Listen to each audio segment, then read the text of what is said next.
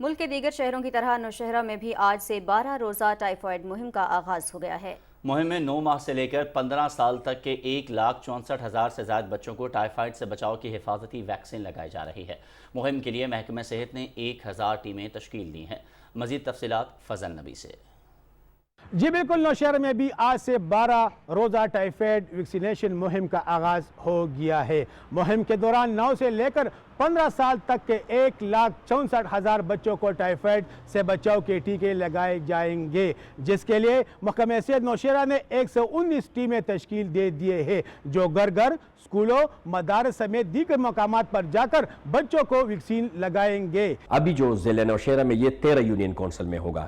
پہلے فوکس ہمارا in union council پہ ہے جو اربن ہے یا نیئر ٹو اربن ہے، نائبرہڈ والے، تو یہ 13 یونین کونسل، اس میں نوشہرہ کے علاقے بھی ہیں، جہانگیرہ کے بھی ہیں اور پبی کے بھی ہیں۔ نوشہرہ کی تینوں تحصیلوں میں 13 اربن یونین کونسلوں اور رسالپور، نوشہرہ کینٹ، کنٹونمنٹ کے علاقوں میں محکمہ صحت کی ٹیمیں بچوں کو ٹائیفائیڈ سے بچاؤ کی ویکسین لگائیں گے۔ انہوں نے والدین اور معاشرے کے تمام اسٹیک ہولڈروں سے اپیل کی ہے کہ وہ اس 12 روزہ ٹائیفائیڈ مہم میں اپنا کردار ادا کرے تاکہ مستقبل میں بچے اس موذی مرض سے محفوظ رہ سکے۔ پولیس نے ٹیموں کی سیکیورٹی کے لیے بھی فل پروف انتظامات کیے ہیں اور 1000 سے زیادہ پولیس اہلکار محکمہ صحت کی ٹیموں کی حفاظت پر مامور کیے گئے ہیں۔